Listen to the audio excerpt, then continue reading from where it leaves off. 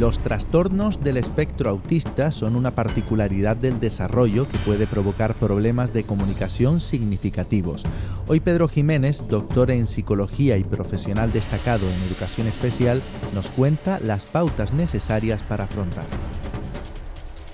La actualidad informativa nos trae muchas noticias más o menos importantes, de más o menos envergadura. Muchas de ellas nos preocupan y nos afectan en cierta manera, pero hoy queremos centrarnos en una particularidad que afecta sobre todo a las familias, a los padres y a las madres, por supuesto.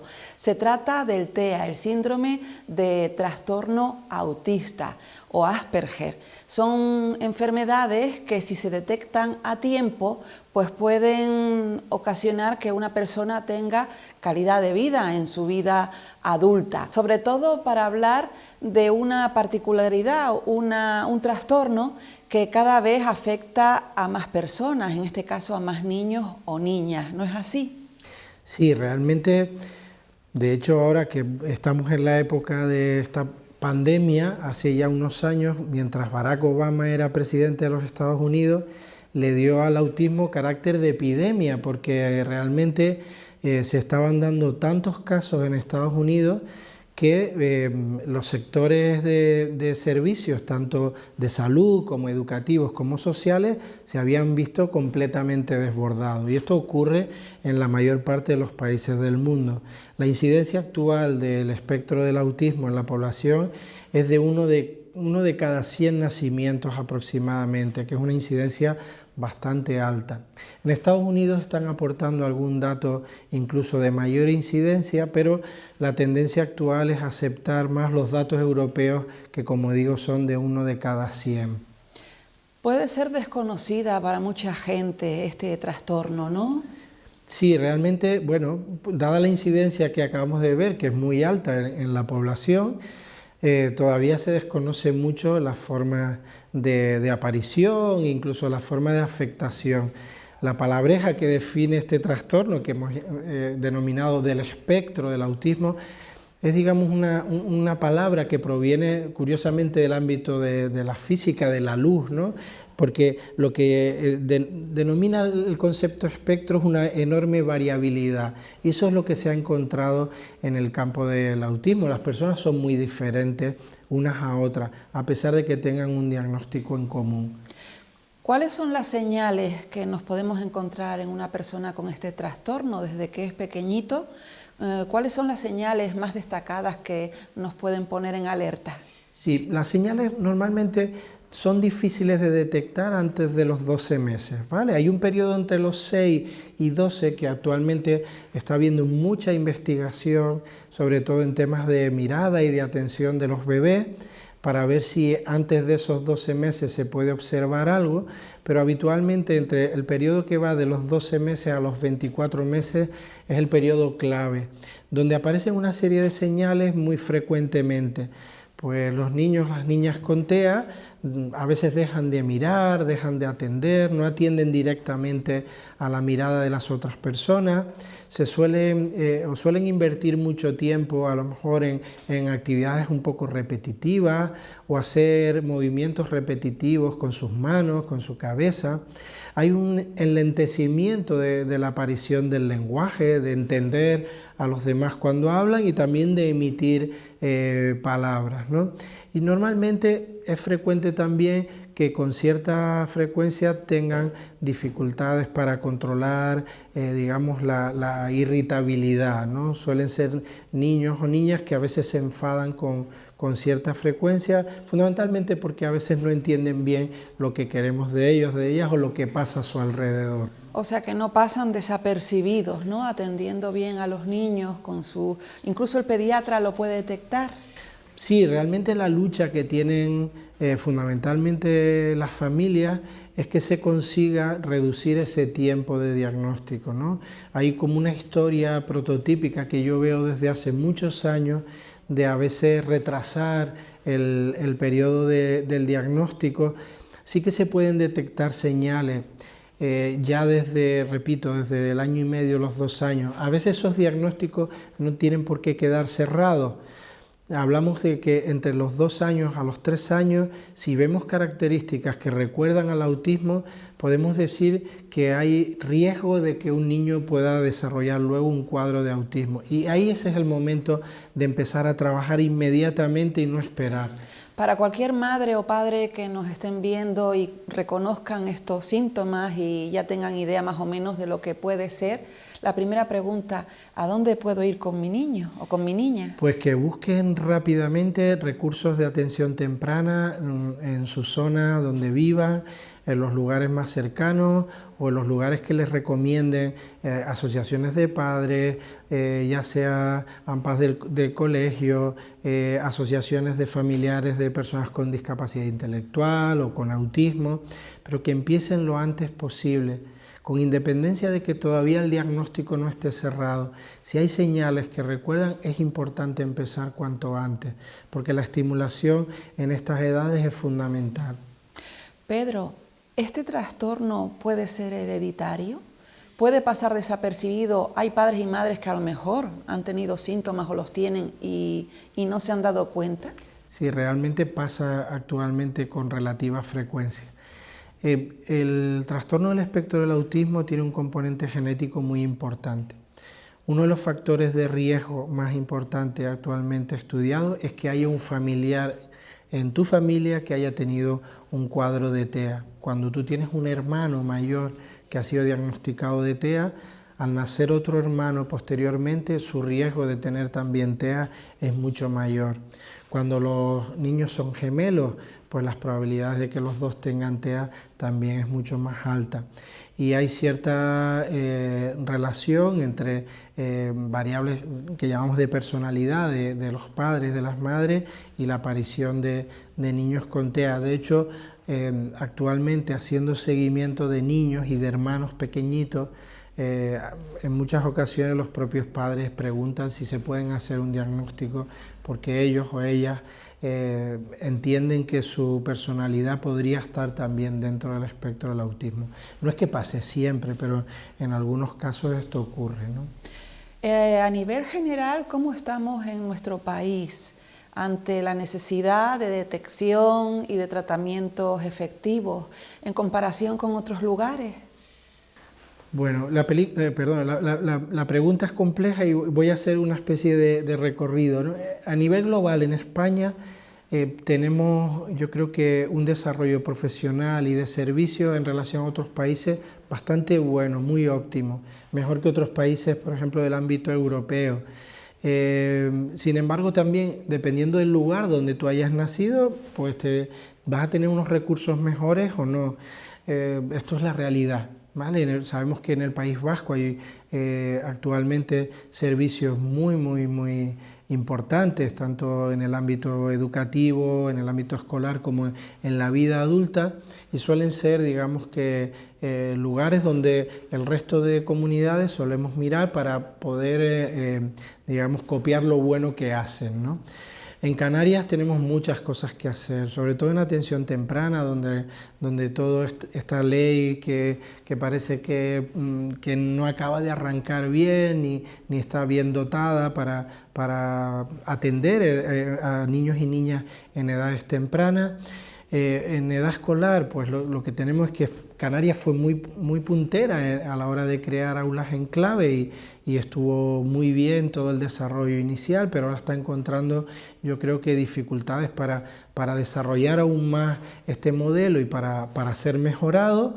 Y en la etapa adulta, tristemente, hay que decir que faltan muchos recursos. Concretamente parece que sí, que mientras son niños pequeños se puede detectar, se puede llevar una vida acorde a este tipo de trastorno, pero después, claro, llega la etapa de la adolescencia, la etapa adulta, y desde los centros educativos, a lo mejor, como bien has dicho, no se están preparados para afrontar a este tipo de alumnado, ¿no? Sí, yo suelo decir que la preparación tiene un componente de estructura del sistema, pero también de variables individuales. Es decir, todo el que se quiere preparar, yo creo que se puede preparar, ¿vale? Y creo que la comunidad educativa hoy pone herramientas y pone sobre la mesa para que el profesorado esté bien preparado, ¿no? Creo que habría que cambiar muchas cosas de la propia estructura organizativa de los centros, de quién accede, por ejemplo, a las aulas en clave, cómo se accede, cómo hacer que un equipo permanezca a lo largo de los años y sean realmente grandes especialistas en un tema. Y ahí yo creo que hay muchas cosas que mejorar, ¿no? De igual forma que hay que mejorar mucho los programas educativos en universidades y en entidades de formación profesional para que los profesionales estén muy bien formados a la hora de acceder a un trabajo de apoyo, de ayuda a personas con discapacidad intelectual. Y termino, es un ámbito que probablemente vaya a tener mucho trabajo, ya lo hay en el presente y tiene que haberlo en el futuro, ¿no? Precisamente por el tipo de vida que llevamos, ¿no? El estrés, las prisas, el mundo digital, todo esto parece que va un poco en contra de un trastorno que quizás impera desde la familia, el amor de la familia y del entorno, para que después en una vida adulta, dentro de lo que cabe, lleven una vida lo más normal y tengan calidad, por supuesto. Sí, la familia... Yo digo siempre, la familia es lo más importante. Vivimos en una cultura, además, curiosamente, aunque no tenga nada que ver con el tema. Recuerdo que cuando salió el tema de la pandemia y el COVID, por qué en algunos países la incidencia era tan alta, y uno de los factores era precisamente que nosotros vivimos en culturas donde la interacción social es mucho mayor. Convivimos mucho en familia, con amigos, ¿vale? Y la familia es el núcleo inicial y más importante, desde la etapa infantil a la etapa escolar y la vida adulta. Lo que ocurre, y lo comentaba también en un programa de radio anterior, es que las familias necesitan acompañamiento, ayuda de profesionales, de otro tipo de ayudas más de su contexto natural, de familiares, de amigos, ¿no? Que le presten apoyo a nivel emocional, pero también técnico, para saber qué hacer cuando se producen problemas. Pero también no solo qué hacer, sino que encuentren recursos para decir, yo esto no lo sé abordar. Igual que yo, aunque me dedique a esto, tengo 2 hijos y tengo que a lo mejor en un momento dado recurrir a alguien que digo, échame una mano, porque a los padres no nos escuchan igual, por mucho que yo sepa, que a otra persona, y con los hijos pasa eso, ¿no? Que van a requerir apoyo y no siempre tienen por qué salir de la familia, pero la familia sí se tiene que sentir acompañada en ese trayecto, ¿no? Y eso es lo que yo ahora mismo creo que he hecho más de menos, ¿no? Que los profesionales tengamos, digamos, esa noción de que hay que acompañar no solo a la persona con TEA, sino que también hay que acompañar bien a las familias, ¿no? Quizás es más importante el apoyo a la familia para que no se encuentren solos y solas ante un hijo o hija con TEA, ¿no? Y después que ante las dificultades diarias de la vida, las preocupaciones, pues esta persona sea dentro de su particularidad uno más, ya no solo en su entorno, sino fuera de aquí, que es lo más importante. Sí, a veces yo digo que es como un juego de equilibrio, ¿vale? Es decir, habrá momentos en la vida que el que necesite más apoyo sea su hijo o su hija, porque está atravesado por un momento no necesariamente más difícil, a veces es bueno, y dice, oye, está en un momento muy, muy bueno y hay que aprovechar este periodo de aprendizaje, entonces los apoyos van muy intensamente. O malo, porque la persona necesita más apoyo emocional, porque está más inquieta, más nerviosa, más ansiosa. Y hay otros momentos donde es la familia la que necesita más apoyo, y habrá momentos en los que todo el mundo necesita apoyo. Entonces tendremos que buscar ese juego de equilibrio, y insisto en este concepto del apoyo, de la ayuda, porque al final eso se traduce muchas veces trabajo para la gente, profesionales que ayudan a las personas con TEA, pero también ayudan a las familias. Por eso insistir en que es un ámbito, el ámbito social es un ámbito en el que hay mucho por hacer. Mucho por hacer. Ahora mismo cualquier madre o padre se enfrenta a esta situación, que por cierto se dan mayor número en varones que en hembras. ¿Por qué es la causa? ¿Puede ser? Sí, en principio lo que sabemos no es que esté claro la causa, pero aproximadamente 4 veces más se da en hombres que en mujeres, ¿no? A ver, lo que dicen los genetistas normalmente es que las mujeres sois más fuertes genéticamente hablando, ¿vale? Y esta puede ser una causa, pero el dato real es ese, entre 4 veces más frecuente en hombres que en mujeres. Lo que ocurre también es que a veces las mujeres pasan más desapercibidas. Hay casos de mujeres que pueden tener TEA, que pueden ser más hábiles socialmente y más imaginativas que los hombres con TEA, y a veces han pasado más desapercibidas, y hay muchos estudios que dicen que están infradiagnosticadas incluso.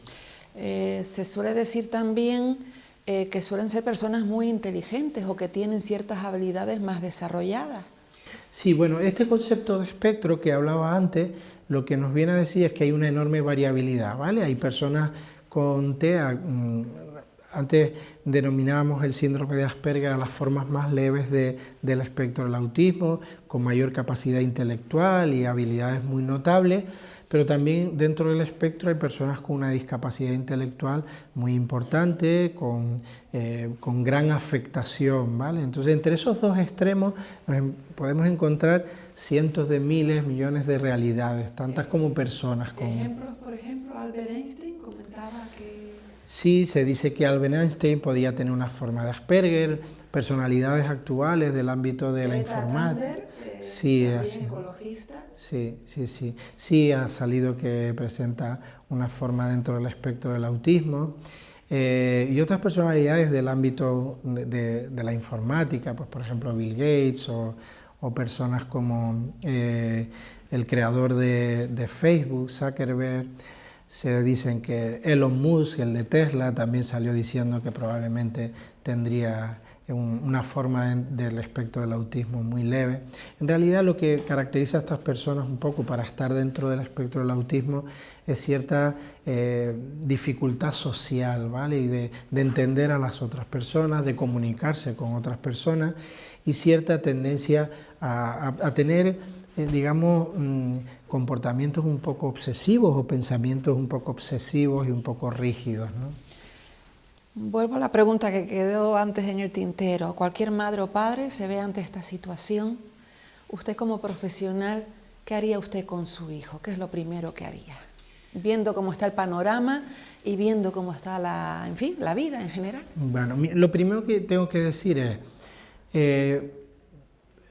he sido director de varias organizaciones de familias de personas con TEA, y lo que me transmiten las familias son realidades muy diferentes. Hay familias que tienen un alto grado de aceptación y de comprensión de su hijo, de su hija con TEA, y pasan por las vicisitudes de ser padres y madres. Los niños cambian, tienen dificultades, se enfrentan a retos, ¿vale? Tienen miedo, como cualquier otro padre vamos a vivir eso, pero tienen vidas muy felices con sus hijos. Hay personas que en mi experiencia no acaban de aceptar lo que pasa con sus hijos, no acaban de entenderles, no acaban de saber bien qué necesitan sus hijos y sus hijas, y no pueden tener una vida difícil. Pero para ello, repito un poco la idea de antes, hay que buscar ayuda, hay que buscar apoyo. Los hay, las personas de nuestro país cada vez están mejor preparadas. Sin duda alguna, yo hace 26 años que me dedico a esto, casi 27, y cuando yo me formé, la gente estaba mucho peor formada que ahora. La gente ahora tiene más información, está mejor formada. Podemos ayudar los profesionales mucho mejor a los niños, niñas con TEA y a sus familias. Dependiendo de la edad que tenga su hijo o su hija, debe buscar unas cosas u otras. Si el niño es pequeño, como decía, rápido vayan a buscar recursos de atención temprana. Si los niños están en edad escolar, que acudan a las asociaciones de padres y madres, a las AMPAs, que también busquen apoyos en las entidades de familias para personas con discapacidad intelectual o autismo. Y si están en un proceso de vida adulta, sobre todo que pidan que haya recursos, porque actualmente hay muy pocos recursos y la demanda de servicios para personas adultas supera con creces a la oferta que hay actualmente en Canarias. Este es un gran reto que tienen las administraciones por delante y que las familias tienen que de alguna forma también empujar, ¿no?